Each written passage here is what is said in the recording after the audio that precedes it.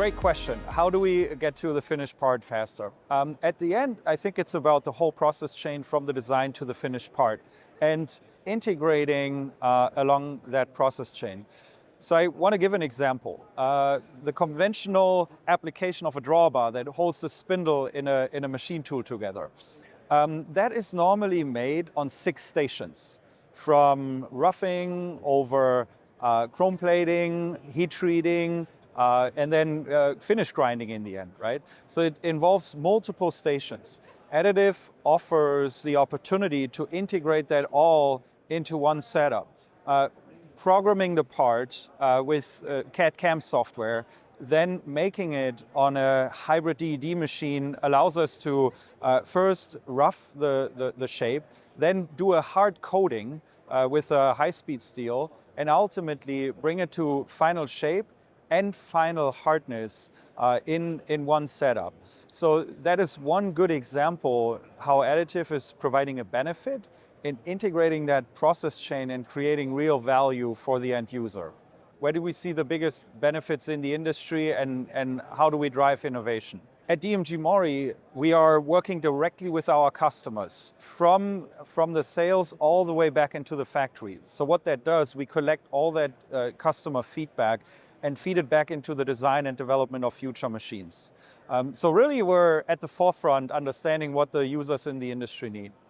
One big area that I currently see growing is the MRO business, so maintenance, repair, and overhaul. We can utilize directed energy deposition and machining to repair parts. For example, injection molds, die casting inserts. When they wear out over time, you can machine away the worn area, completely rebuild it, and finish machine it. The lifetime of the repaired die has the same lifetime of the original die. And that is a huge driver for additive in the MRO industry. What are the big challenges that we see today in additive? Well, I think at the moment we're looking at additive manufacturing as an isolated technology, where really we want to look at it as one tool in the toolbox. We want to consider it one process like casting or forging or forming and add it to the process chain or to the toolbox in a factory, right? So the challenge there is to bring the experts from the additive and from the general manufacturing industry closer together.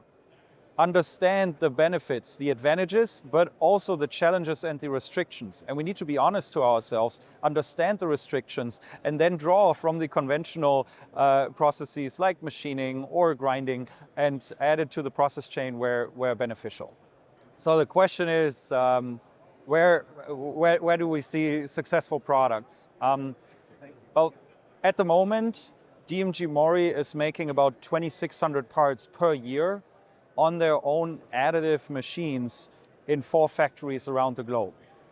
These components all go into machine tools, right? So today we are using additive manufacturing to making components like manifolds, like drawbars, like housing, sensor housings, multiple different engineering components, machine tool components that are being built on laser powder bed fusion machines as well as directed energy deposition machines.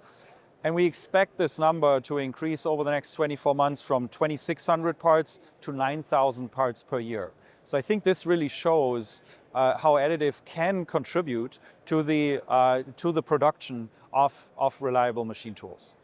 How do we get to more general widespread use of additive manufacturing? So one way to further break in the industry is to constantly reduce the barrier of entry for new additive users, as well as provide more consistent, repeatable, reliable machines, and therefore also produce components.